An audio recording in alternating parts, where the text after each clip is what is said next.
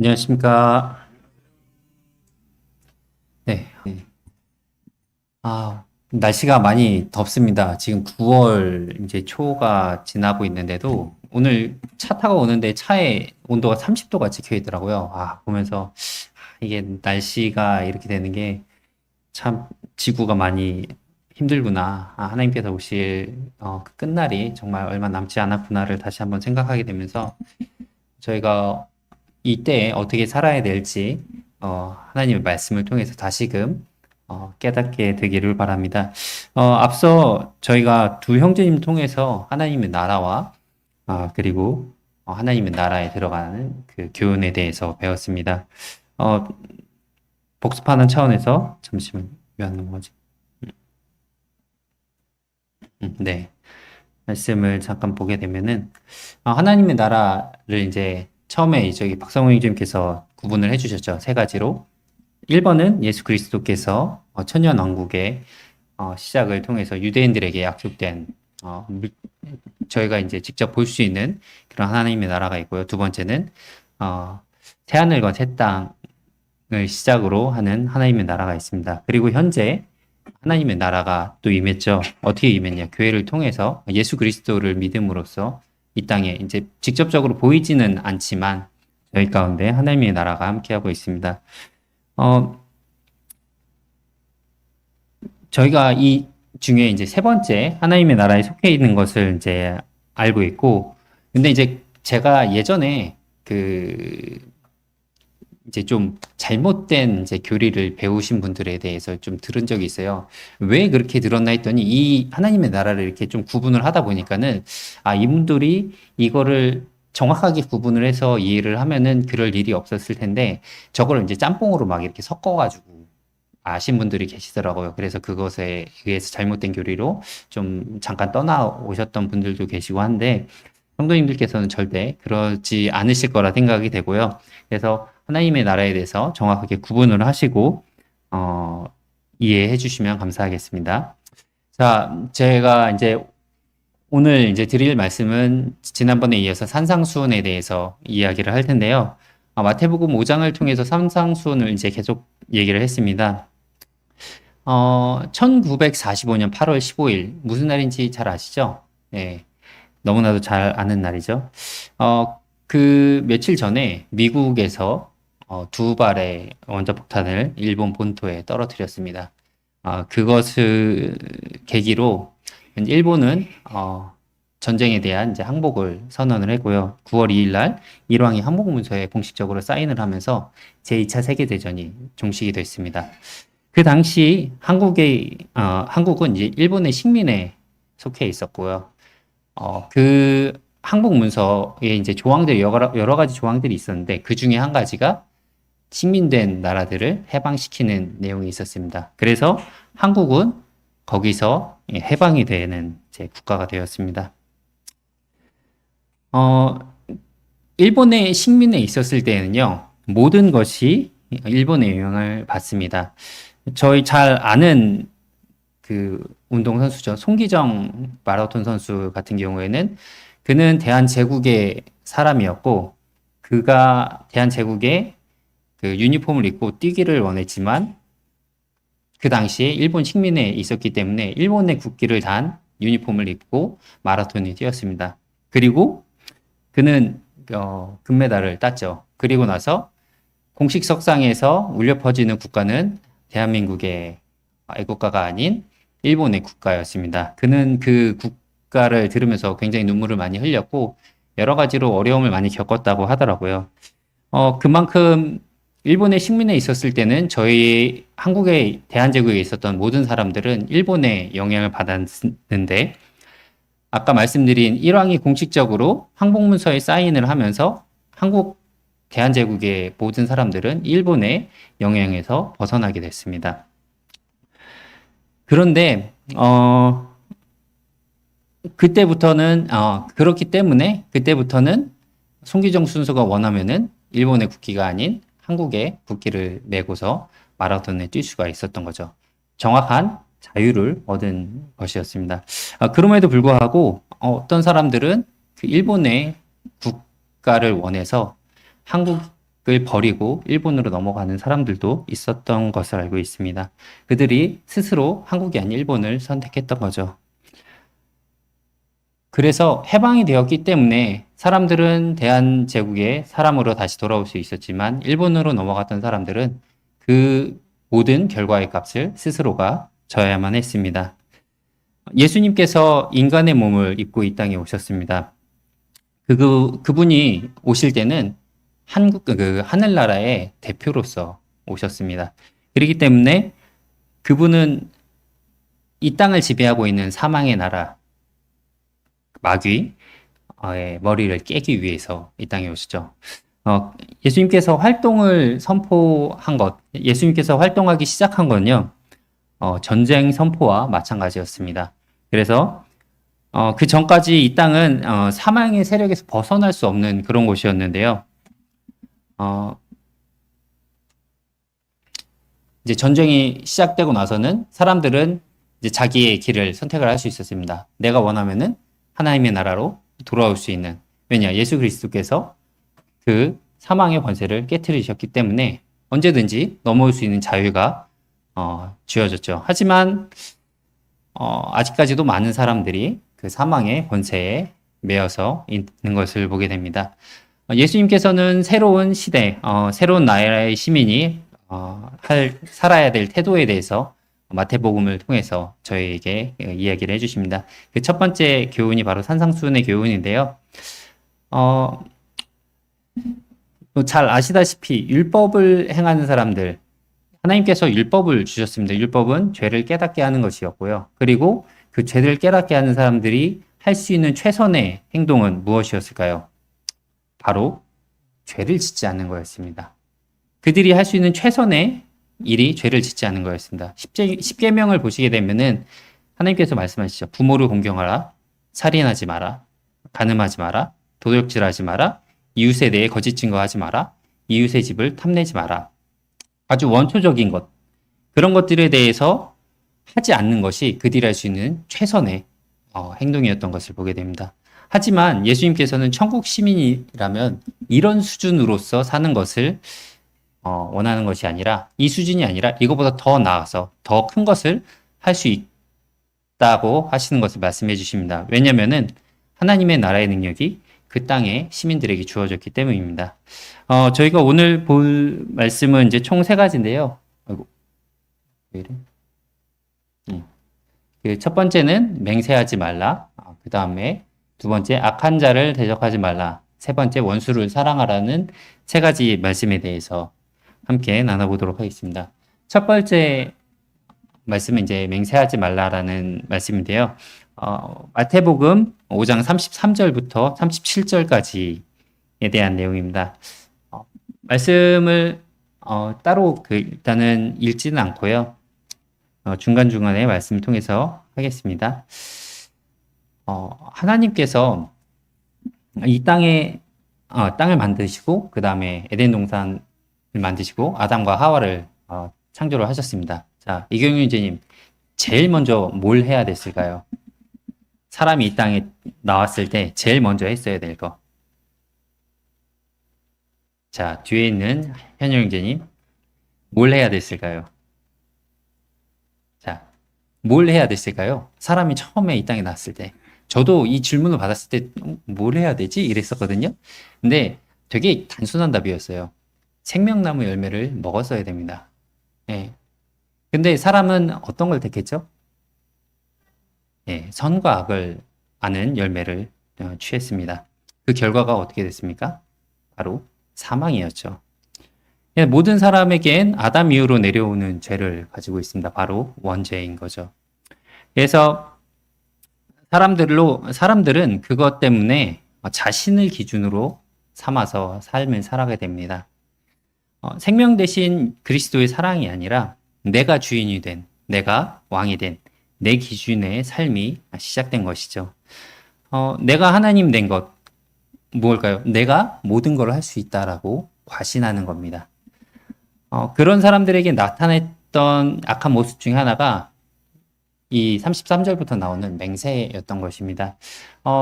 그때 당시에는 많은 사람들이 맹세를 많이 했던 것 같아요. 예수님께서 대놓고 아예 맹세하지 말라고 이렇게 얘기를 하시죠. 그 중에 이 말씀, 마태복음 말씀을 할 때는요, 바리새인들에게 이야기를 많이 하시거든요. 바리새인들은 그 중에 특히나 맹세를 많이 했을 것 같습니다. 뭐 특징적인 그 바리새인들에 대해서는 너무나도 잘 아실 거예요. 뭐 말씀을 연구하고 그다음 하나님 앞에 거룩한 삶을 산다라고 하는 그런 사람들. 그 사람들은 마치 자기가 약속한 것을 다 지켜 행할 수 있는 그런 사람이라고 착각을 했던 것 같아요. 그리고 세상에서는 권력을 가지고 있었고요, 그 사람들은. 그리고 성경을 안다고 자만을 했고, 또한 자기의 모든 행동이 하나님의 뜻과 일치한다라고 생각을 했을 겁니다.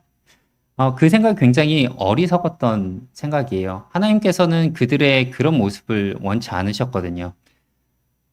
그리고 자기가 원하는 것이 다 이루어질 것처럼 생각하는 그런 자만과 가신, 그건 굉장히 악한 것이었던 것을 보게 됩니다.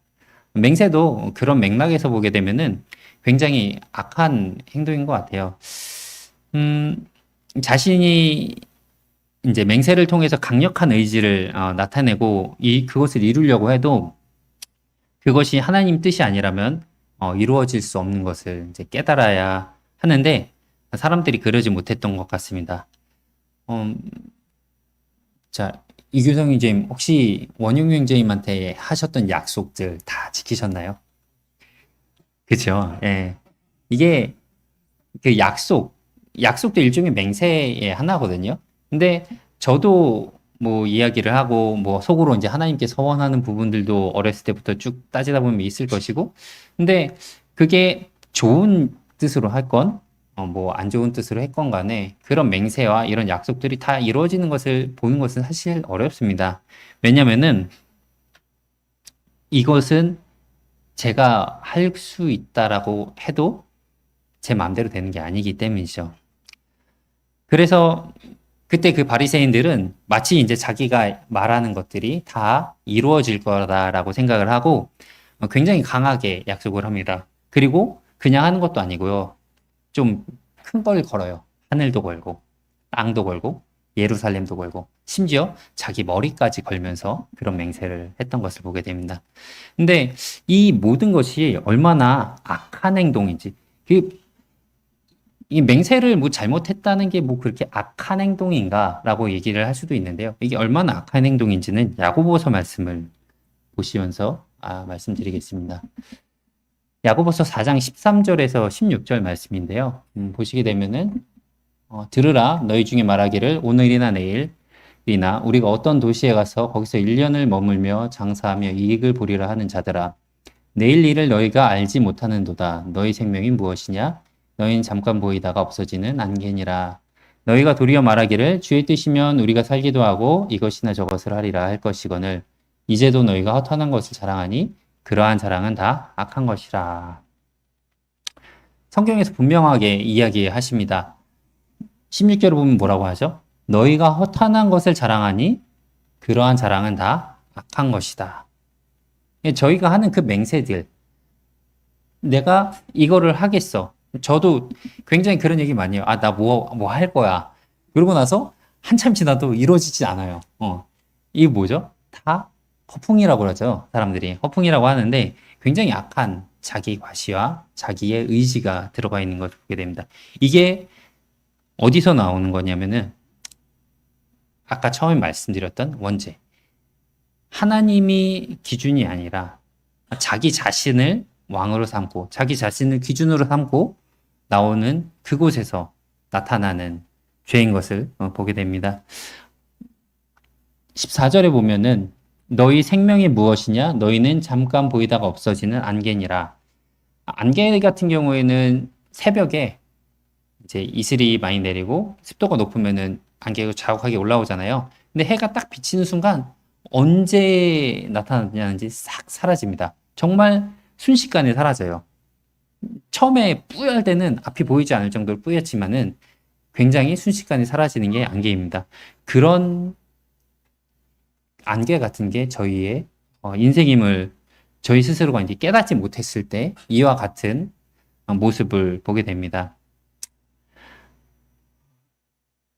자신이 계획하고 그리고 그것이 이루어질 거라 생각하는 과신, 그리고 그러한 것들은 모두 허탄한, 이 말씀에 나온 16절 말씀대로 허탄한 자랑이고 악한 것인 것을 다시 한번 이 말씀을 통해서 보게 됩니다. 예수님이 인생에 대해서도 또 말씀을 하셨는데요. 36절에 보게 되면은 내 머리로도 하지 말라. 이는 내가 한 터럭도 희고 검게 할 수 없습니다. 자, 요즘에는 염색 기술이 많이 발달이 돼서 이렇게 바르면 검해지는 것 같죠. 예, 그런데 시간이 지나면 어떻게 되죠? 다시 하얀 머리가 나옵니다. 네, 자기의 신체도 자기가 스스로 마음대로 할 수가 없는 게 인생입니다. 그런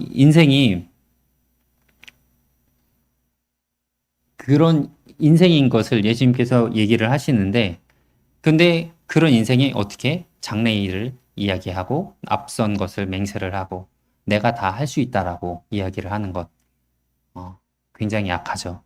그러면 어떻게 해야 될까요?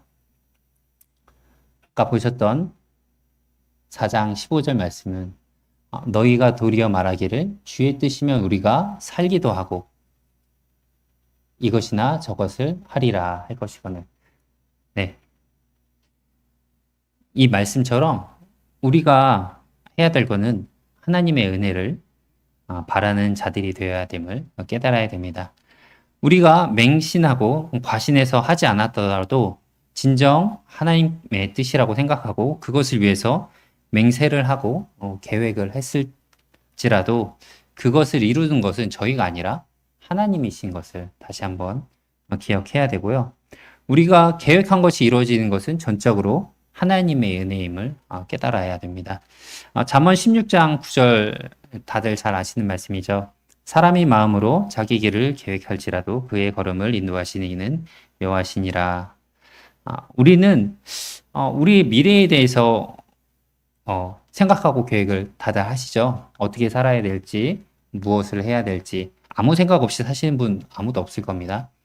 그런데 다만 그 계획의 주인이 하나님이 돼야 된다는 것, 그 계획의 주인이 내가 아니라 하나님이 돼야 된다는 것을 다시 한번 기억하시고, 그리고 우리는 그것을 위해서 하나님의 은혜를 바라고 그 다음에 최선을 다해서 살아가야 될 것을 보게 됩니다.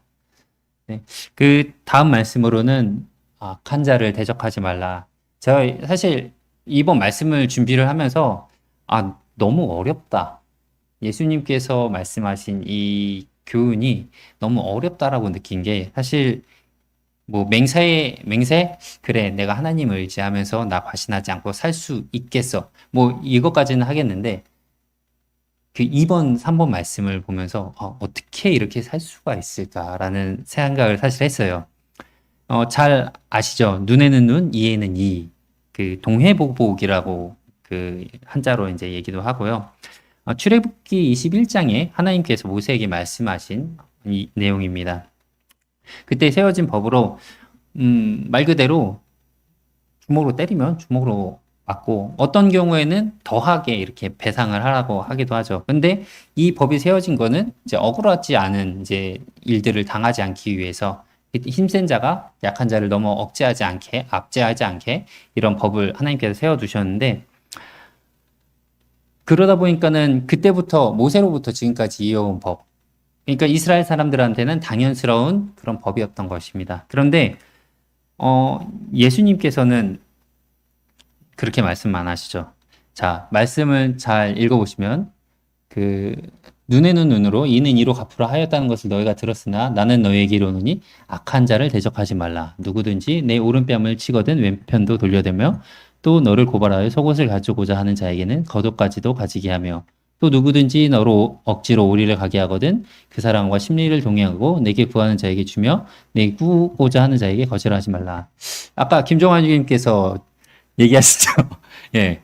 그러니까는 저희 주한 형제가 얘기하는 거 들었어요. 빌려주지 않는다고. 드리겠다고. 녹음됐죠, 형제님? 예, 이거 박제됐습니다. 네. 이 말씀을 몸소 실천하는 이 형제님을 보면서 제가, 내가 이 말씀을 얘기를 해야 되는데, 이거를 이렇게 실천하는 형제님이 있다니, 너무 대단하다. 존경스럽다라는 마음이 아까 들었습니다.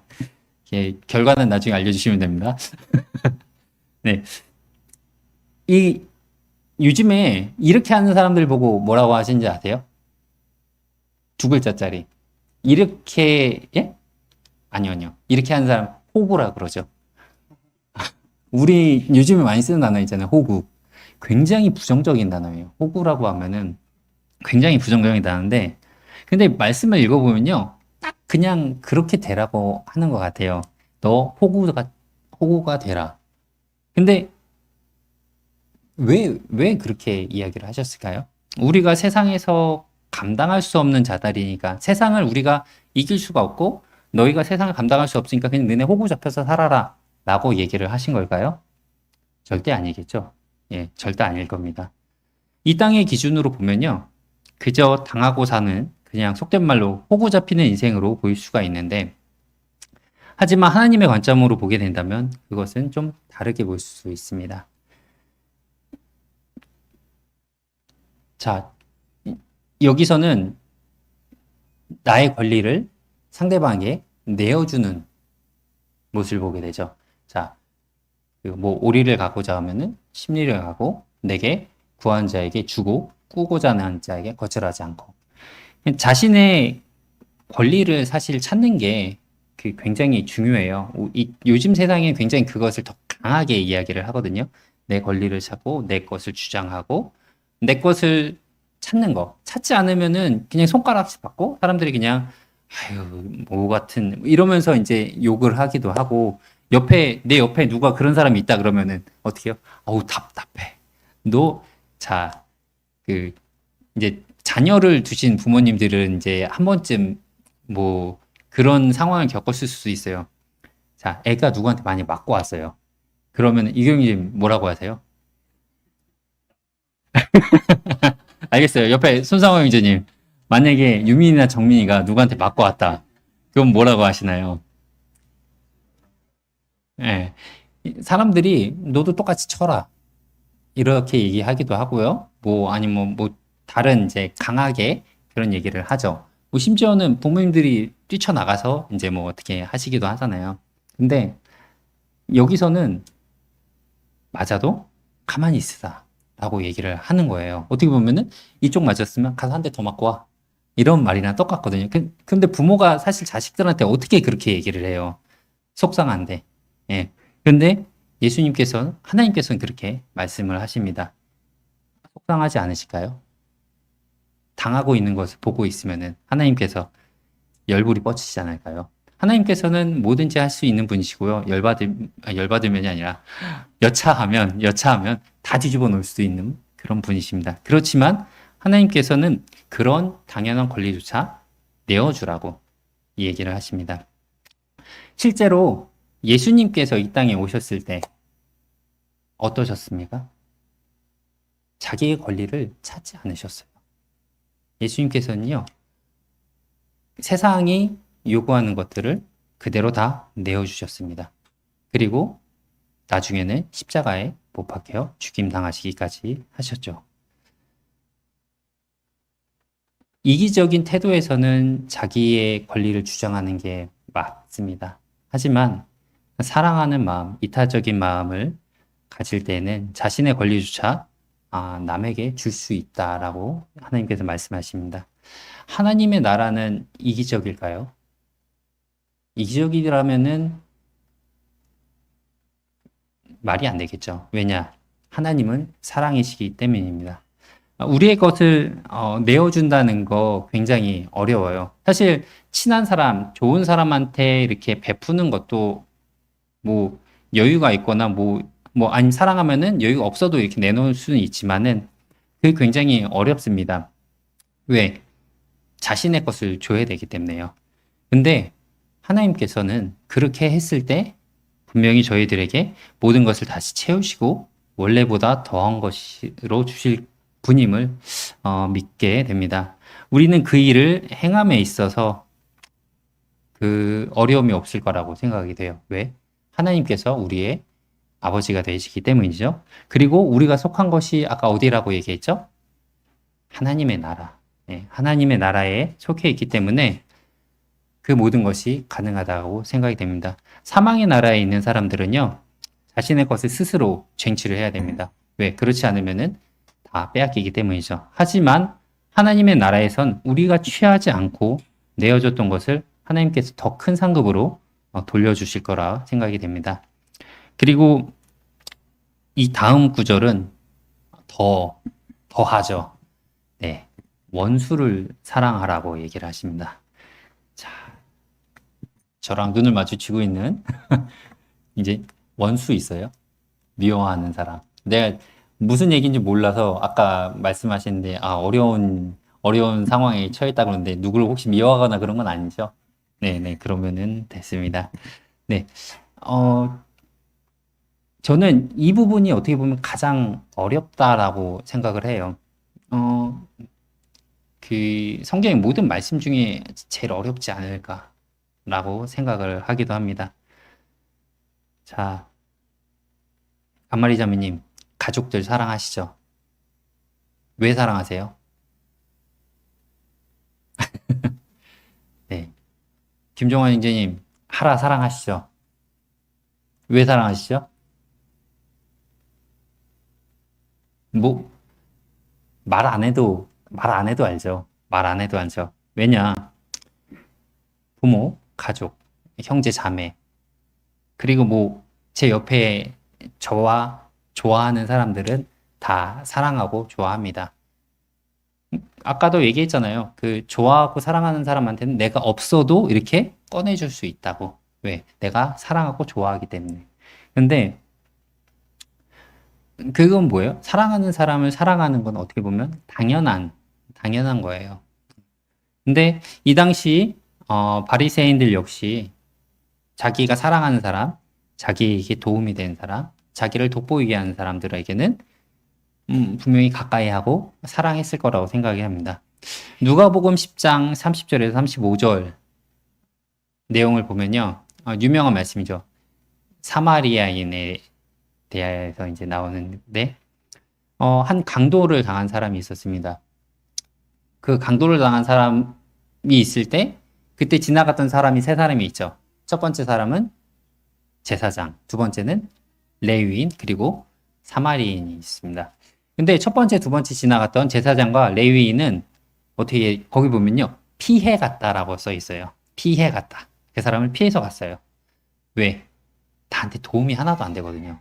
그리고 그 사람을 강도를 당했다라고 하면은 요즘에 강도 당한 사람들 잘 보기는 어렵지만 일단 강도를 당했으면 상해를 입었을 거고요. 그리고 강도를 당하면은 가진 물건 다 없어졌겠죠? 그러면 그 사람이 치료를 할 수 있게 도움을 주고 그 사람이 쉴 수 있게 먹을 수 있게 도움을 주려면 어떻게 해요? 제 것을 그 사람에게 써야 됩니다. 근데 아까 말했던 레위인과 제사장, 제사장까지도 그렇게 피해서 도망갔던 것을 보게 됩니다. 그런데 사마리아인은 그를 위해서 자신의 것을 주고 모자르면 와서 자기가 더 내겠다라고 얘기를 하고 가게 되죠. 이렇게 자신과 아까 말했죠. 분명히 바리새인, 제사장, 레위인들도 자신에게 도움이 되고 자신에게 유익한 사람들에게는 기꺼이 사랑을 베풀었을 겁니다. 바리새인들이라 아까 도망갔던 그 레위인과 제사장이 자기 자식을 사랑하지 않았을까요? 엄청 사랑했을 겁니다. 네, 다른 사람들보다 유독 더 사랑했을 거예요. 네, 왜? 자기의 자식이기 때문에. 그런데 자기하고 상관없는, 자기에게 도움이 안 되는 사람들에 대해서는 전혀 그것을 하지 않는 걸 보겠죠. 그런데 원수를 사랑한다는 것은 어떤 느낌일까요? 손상호 형제님, 직장에 미워하는 분 계신가요? 없어요? 전 직장에는. 자, 그분을 생각할 때 어떤 기분이 드시나요? 아, 네, 네, 훌륭하십니다. 그 직장에 저를 미워하는 사람이 있다라고 생각을 해보세요. 어떤가요? 그 사람 쳐다보기도 싫을 거고요. 그 사람과 엮이는 것도 싫을 거고, 말을 섞는 것도 싫을 거고, 가끔 가다가 이런 생각도 들 거예요. 어떻게 하면 쟤를 골탕 먹이지? 어떻게 하면은 저 사람한테 안 좋은 일이 일어날 수 있을까? 하는 고민도 할 수도 있습니다. 왜요? 악한 생각이 들어온 거죠. 네.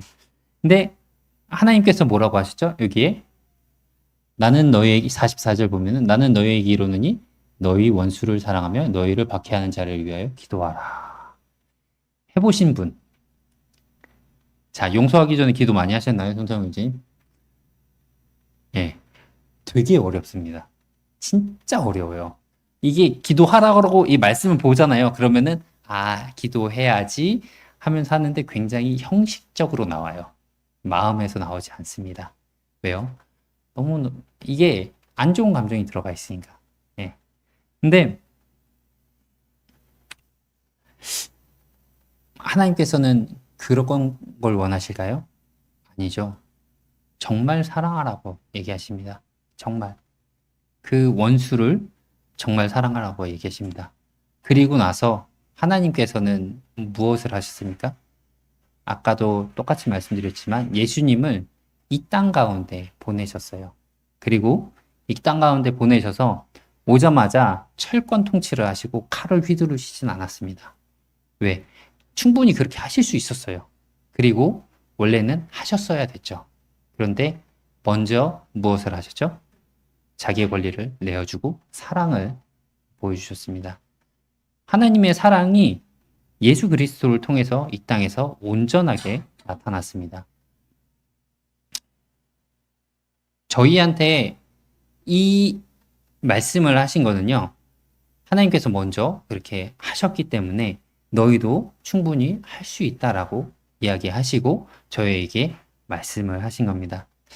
마태복음 18장 23절에서 35절을 보면요, 만달란트 빚진 종에 대한 이야기가 나옵니다.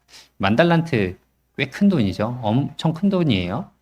1달란트가 하루 품삯이잖아요. 만달란트면요, 만일을 일을 해야 되는 그런 품삯입니다. 평생을 일해도 갚을 수가 없는 돈이에요. 그런데 그 돈을 주인이 탕감을 해줬습니다. 너무나도 큰 은혜를 베풀었죠. 그런데 그 종이 어떻게 했죠? 자기 동무에게 가서 100달란트 빚진 동무에게 가서 그 사람을 잡아다가 옥에 가두게 됩니다. 그랬을 때 그 주인이 그 얘기를 듣고 똑같이 다시 행하게 되죠. 옥에 가두고 다 갚기 전까지 내가 나오지 못할 것이다 라고 말씀을 합니다. 근데 하나님께서 저희에게도 마찬가지로 만달란트보다 더 큰 거를 저희에게 탕감을 해주셨어요. 만달란트는 어떻게 보면은 운이 좋으면 갚을 수도 있어요. 뭐 요즘에 제 오늘 은유리가 갑자기 그 얘기를 하더라고요. 아빠, 우리 그 도덕 선생님, 누구 선생님이지? 선생님 친구가 비트코인으로 300억 벌었대. 이 얘기를 하는 거예요. 만달란트 충분히 갚을 수 있어요. 300억이면. 예.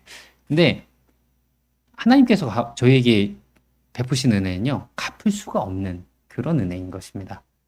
하나님이 직접 이 땅에 오셔서 자기를 내어주기까지 저에게 사랑하셨습니다. 그런데 저희가 아까 말했잖아요. 100달란트, 100일, 작은 돈 아니에요. 3개월치 월급이니까. 예, 작은 돈 아닌데, 그것 때문에 굉장히, 그 작은 것 때문에 굉장히 고민을 하고, 그 원수를 죽여야 돼, 말아야 돼? 이러면서 생각을 하고 있을지 모르지 않나 생각해 봅니다. 하나님의 나라에 들어가는 사람들은 어때야 될까요? 하나님의 나라에 들어가는 사람들은 어때야 될까요? 당연히 하나님의 속성을 닮아야 되겠죠. 자, 하나님의 속성은 뭐죠? 예. 요한일서 4장 16절에 보면은 하나님은 사랑이다라고 말씀을 하시죠. 사랑은 나를 생각하지 않고 상대방을 생각을 합니다. 저 원수도 사랑하는 사람이를 저 원수도 하나님께서 사랑하는 사람이구나라고 생각을 하면은 우리는 그도 사랑할 수 있어야 되는 것이죠. 그건 당연히 어려울 거예요. 저도 당연히 잘 못하는 부분이기도 하고요. 하지만 우리는 할 수 있습니다.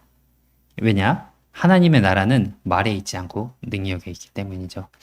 빌립보서 4장 13절에 이렇게 말씀하십니다. 내게 능력 주시는 자 안에서 내가 모든 것을 할 수 있느니라. 하나님의 나라에 속한 사람들은 하나님의 능력 안에서 모든 것을 하실 수 있습니다. 그 모든 것이 뭐 마법처럼 뿅뿅 해서 막 이런 게 아니에요. 정말 하나님께서 원하시는 것을 저희가 다 할 수 있다라고 생각이 됩니다. 사랑하는 성도 여러분들, 저희가 얼마나 큰 사랑을 받았는지 다시 한번 생각해 보시기를 바랍니다. 그리고 지금 우리가 살고 있는 곳이 어디죠? 하나님의 나라가 시작되지 않았을 때는요, 당연히 내 것을 주장하고, 내가 받은 것을 돌려받았어야 했습니다. 하지만, 지금은 하나님께서 예수님을 이 땅에 보내서 사망의 권세 잡은 자 마귀를 깨시고, 머리를 깨시고, 사망의 나라를 물리치셨습니다. 그리고 사망에 속했던 저희를 벌하시지 않고, 오히려 하나님의 나라로 올 수 있게 하셨습니다. 오늘 들려준 말씀, 제가 아까도 말씀드렸지만 굉장히 어려울 수도 있다라고 생각이 됩니다. 하지만 우리는 하나님 나라에 속한 사람들입니다. 이 모든 것이 가능하게 되는 것은 하나님의 능력임을 잊지 마시기를 바랍니다. 네. 이것으로 오늘 말씀을 마치도록 하겠습니다.